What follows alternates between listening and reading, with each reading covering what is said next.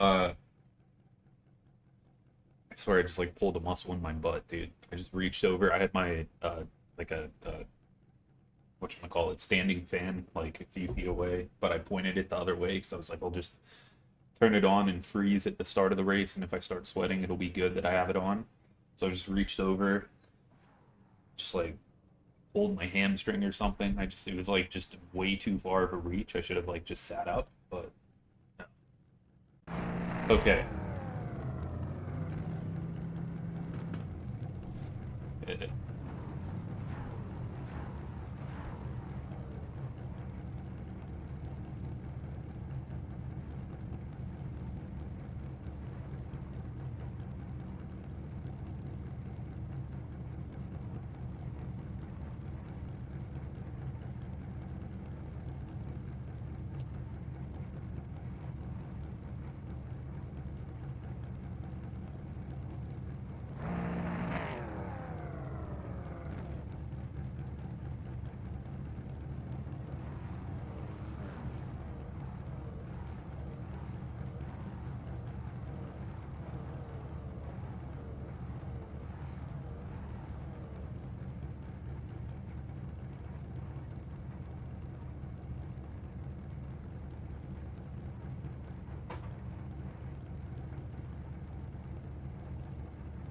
Ba-ba-ba-bum, ba-ba-ba-bum. Why is pace car taking so long? Alright.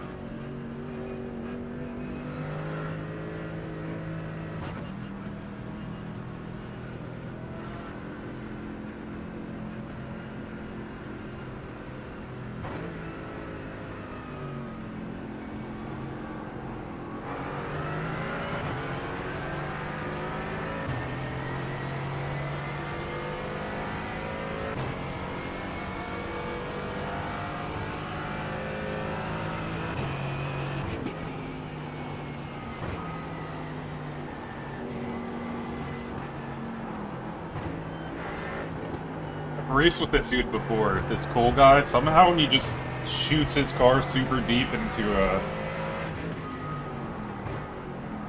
the first corner. I don't know how. And then he drops back to like P5. This time he's doing better.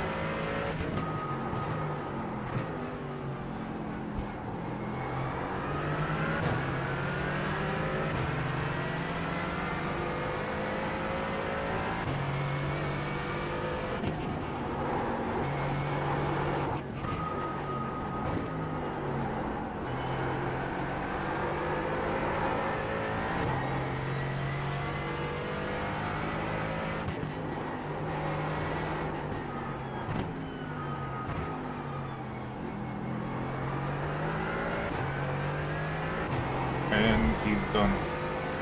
He did like one sector, complete top pace, and then drops off. The weirdest shit.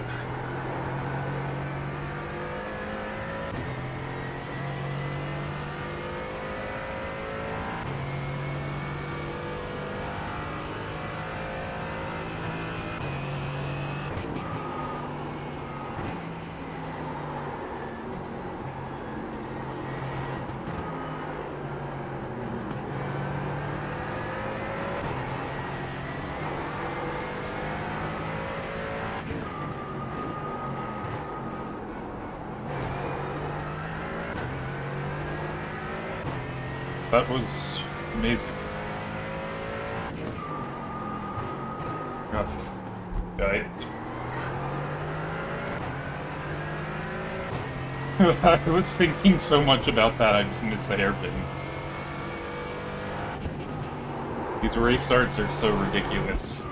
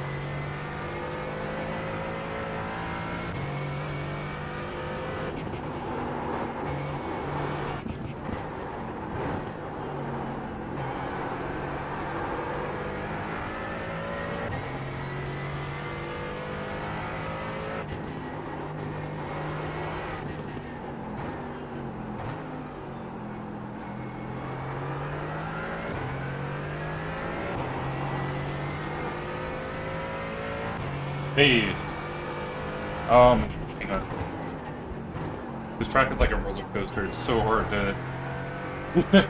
I'm using the SDK gaming overlay software. It's more tailored to like broadcasting for commentators. It's very it's pretty very open source. There's a lot you can modify with it. But it is subscription based, which is the one negative. But it is great, I will say. It also comes with a live timing and track map page that are both web-based. So I think I have it in the description of this stream. There should be a live timing and a track map page. There's also a fuel calculator, and then there is an events page as well, all web-based. The events web page shows off all of the incidents on track, all of the crashes, pit in, pit out, just everything event-wise happening on track it captures. So like for endurance racing, I'll have my teammates look at that just so they have it as a reference, especially the fuel calculator. Good.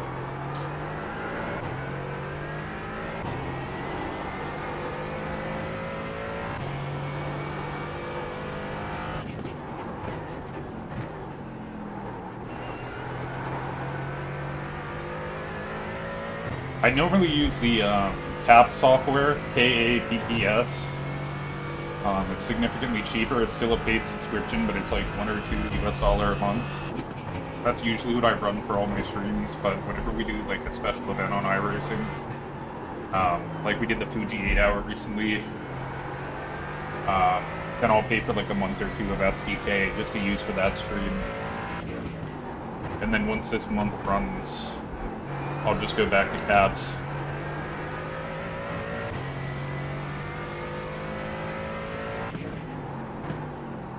Yeah, thanks, man. If you check out their website, there is a lot of pre-made customizations, different templates people have made. They have like a WEC overlay that's pretty much 100% accurate to the actual WEC stream, all the animations. They've got one for like World Rally Championship, WRC. They have like a mid-2000s F3, like junior formula category type, like just all sorts of stuff. And then you can customize beyond that as much as you want.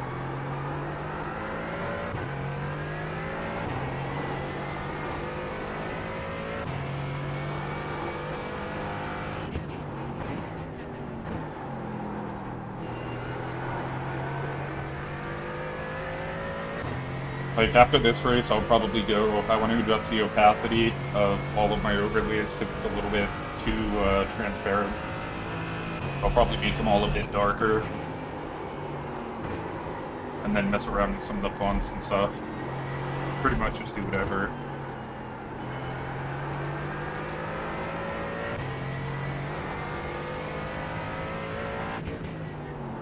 But yeah, definitely check out those live timing pages. That's a big selling point for me.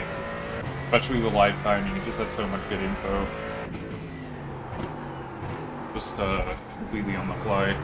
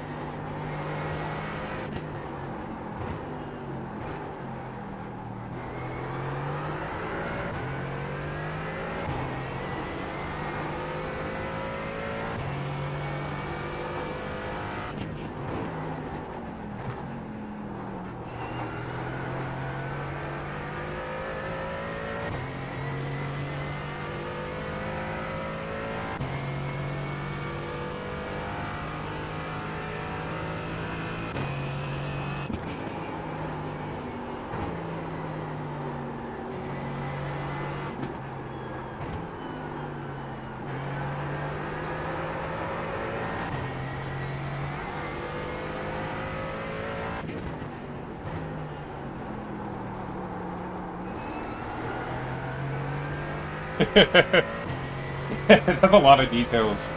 I think They updated it recently, but now there's a toggle, so you can go and turn off certain things. Like, if you don't want to see the sectors, you can go to that menu in the top right. I think it's in the top right. But you can just turn on and off whatever you want to see. God, this circuit is a roller coaster. Just non-stop cornering. But I'd love to use that during, like, 24-hour races and stuff, just so we can watch, like, our competitors' times and see what they're doing for different times of day. So you can see it all through iRacing. It's just a pain in the ass, because you've got to, you know, like, switch on the different drivers in the UI and then look at their lap times. And it's a bit annoying. Like, if I'm spotting a friend, I'll have SDK open, and instead of just watching on actual iRacing, I'll have OBS take up half of my screen with the overlays and everything showing in the preview screen, and I'll just watch the preview screen and have my web browser up on the other side with live timing and the track map and everything, and that's how I'll watch. Because I've got a curve monitor. It's... I can't remember the specs, but I know the resolution is 2560 by 1080, so it's a bit more wide than what my stream shows, so put OBS up on half of it and just sit and race engineer for hours. It's a lot of fun. I'll get bored sometimes and just not race. Like, I'll hop on one night and plan to do like 5 or 6 races or something crazy, and then one of my friends is racing, so I just open everything up and end up spotting them, maybe in like Oval or whatever it is, for the whole night. Just mess around with overlays and all sorts of stuff. It's fun. And then I just have race labs that I use for like my own. So I have race labs on my actual screen with the normal overlays from that. And then either SDK or tabs running for my stream.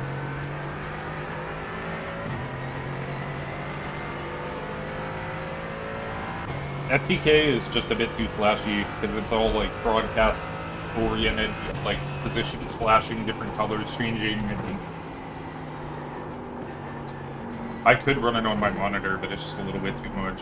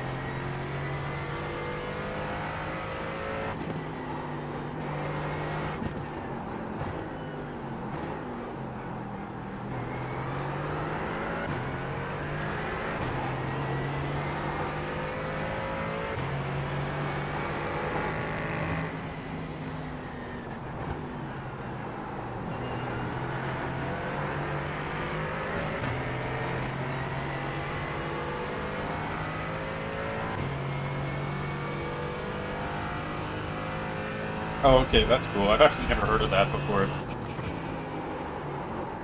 I know about the two I mentioned in Race Labs, and then there's another one that's called... I can't even remember what it's called. It's called, like... well, there's SimHub. SimHub's another overlay app, but there's another one that's free for iRacing. I can't remember what it is, but I'll have to check that one out.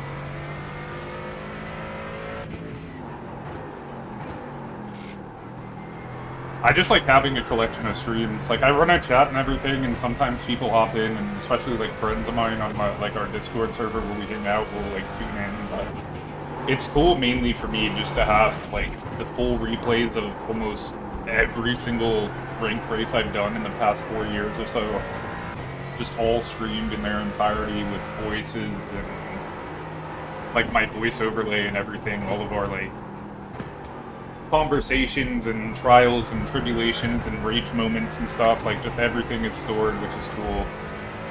We look back now and watch like our Daytona 24 replays from like 4 years back and just laugh at stuff.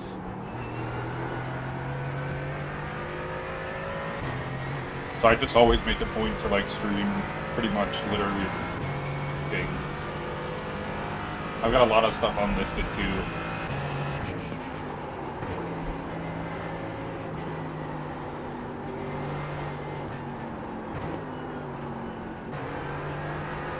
You tried? Oh my gosh. Okay, that's sick. Yeah, I'm gonna check it out after this.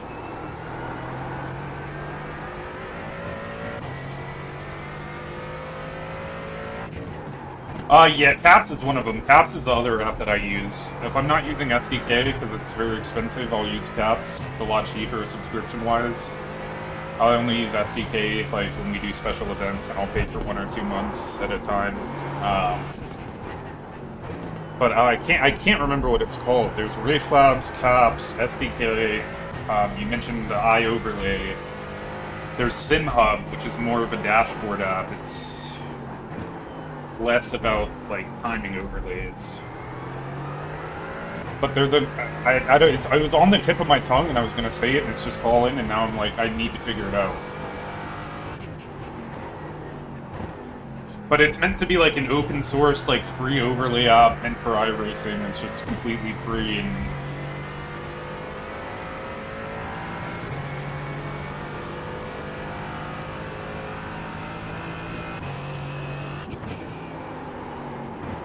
like, it's called, like, Sim Apps or something, Sim...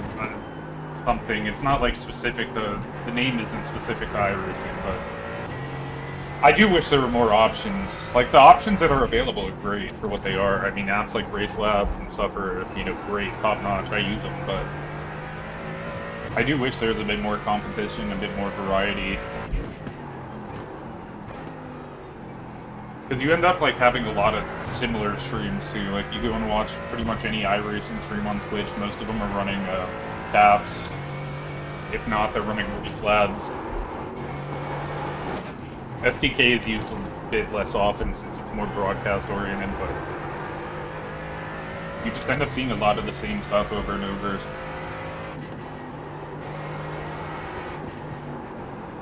Which I guess in its own right is good, because if you're going from streamer to streamer, there's consistency. It's a lot easier to just pick up on the interface and understand what's happening, but I do like the, I like to have different themes and cool stuff. Okay, sim racing apps, that's what it is. I personally haven't used it. I have a couple friends who have, but I know it's just, like, meant to be free and open sourced.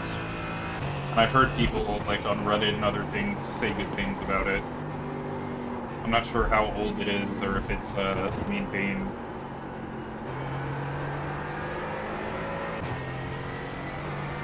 I knew it had sim, and I knew it had the word apps in it, but I was getting confused with, SimHub and some other stuff. Race Lab.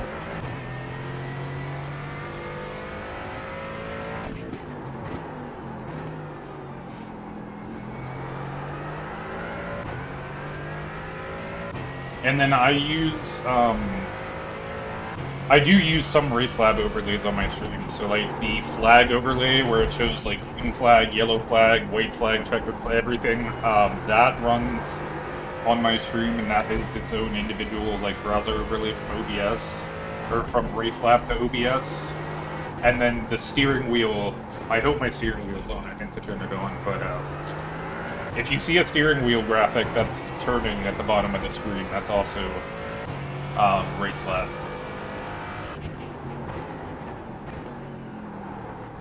You can do the input overlay from Race Lab where it like shows all your pedal inputs and telemetry, and it'll also show your steering wheel. And then you can turn off the background, and you can turn off all the pedals and only leave the steering wheel.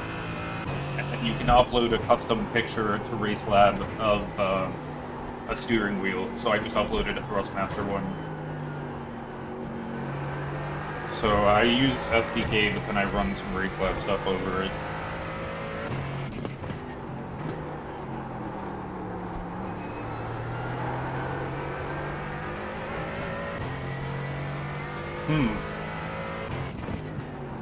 Yeah, that's weird.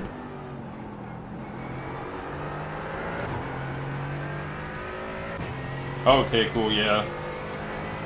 Yeah, so all that's from Race Labs, but that's weird that you have that issue. I've never had anything like that with no really app, personally.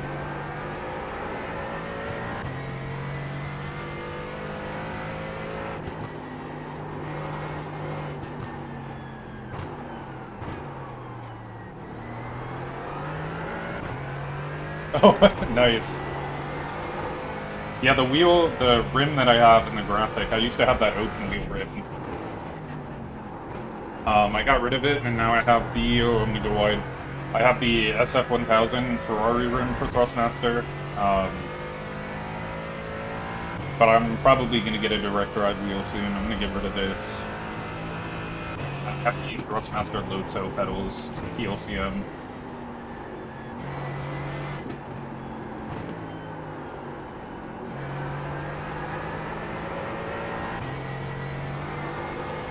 Yeah, that is weird.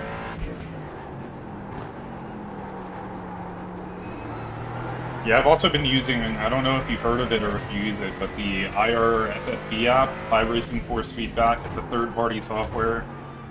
That has been a massive change in a positive way for my driving.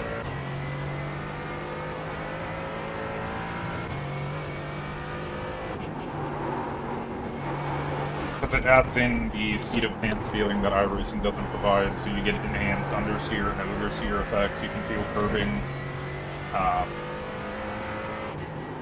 It makes it a lot closer to like Assetto Corsa or R-Factor for force feedback. You feel like you have a lot more control of the rear end of the car, but I definitely recommend that. I got that app, and I haven't had any wheel or pedal issues or just really anything ever since. I've just kind of been smooth sailing. But I used to just have issue. I could never control the rear in iRacing. It would just always step out because I didn't feel anything.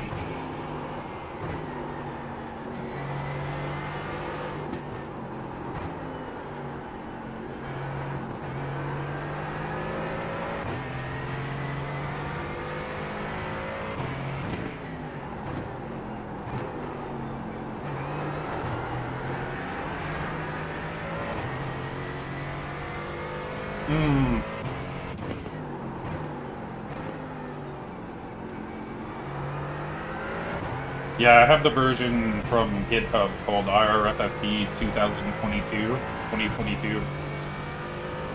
It's an updated version of the main software, and it's just runs a lot better. It has a lot less bugs. Like I said, I haven't had any issues, and I automatically found like 7-8 tenths of time over a lap. Not that I was like torrentially slow, terribly slow before, but just the consistency was a lot better.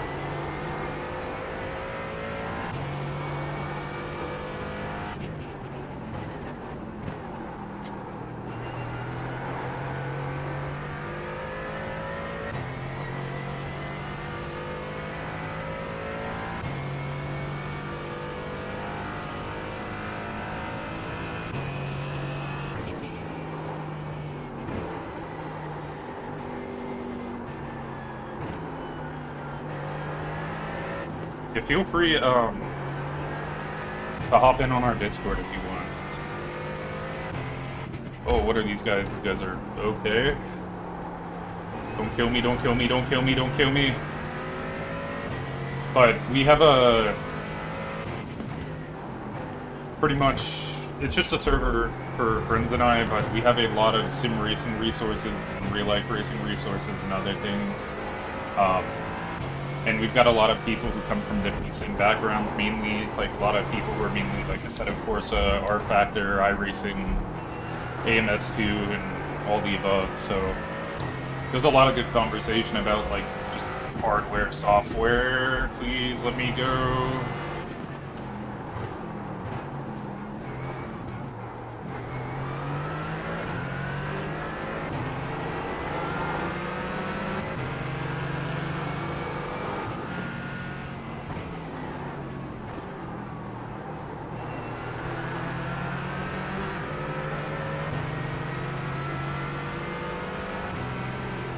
Yeah. Direct drive is what I want to get next.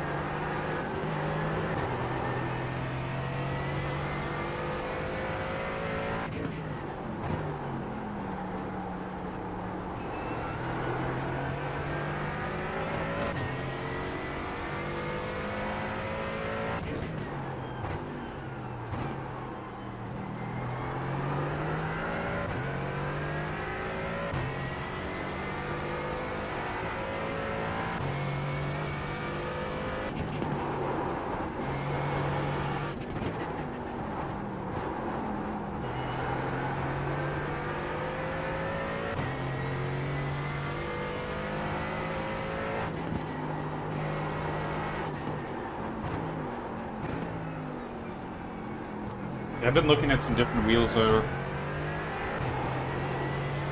I've mainly been looking at the Moza brand. I'm into like a ton of different like photography, videography stuff, and Moza is a pretty big camera brand for like motion equipment, different like camera stabilizers and other things. And I actually own some of their equipment. So when I heard that they were getting into sim racing, I was like, screw it, I'll buy it. So. Just in the camera realm, I've always trusted them as far as their feedback, their support, and everything. So I feel I can get that same level of trust. And they've got some pretty good pricing for like the R9 and the R12 bases and stuff.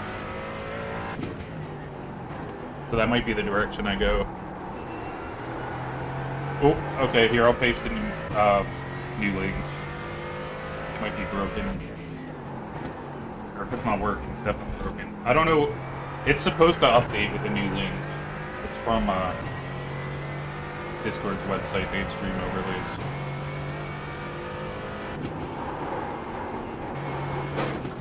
Yeah, I'll have to look into that. I'm not super like hardware knowledgeable. I mean, I know about the different brands and stuff, but like I have a friend who's an engineer and he just loves like all the details about the like different pedals and wheels and all the specific like tech bits. I just kind of go with the flow. I'm looking for a good deal and something that's like reviewed well and, you know, just isn't terrible.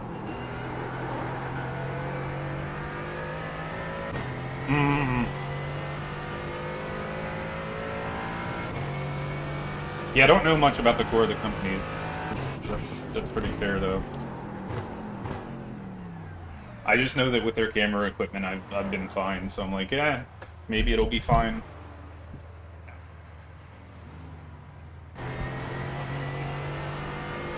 Here, I'll send a new link.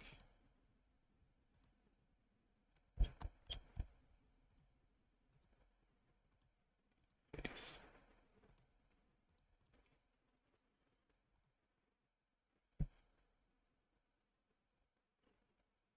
Logan, what did you die doing? What were you doing?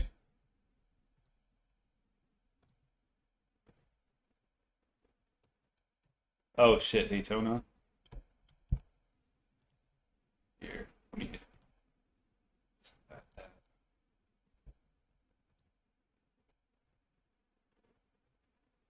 Sweet. Yeah, we had different stuff, like a whole sim racing section where I had a ton of different bot stuff, but we just try to slowly figure out iRacing, even though we've been doing it for like 3-4 years now.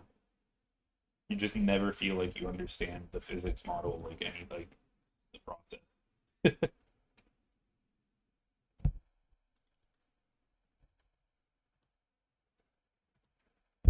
Whoa.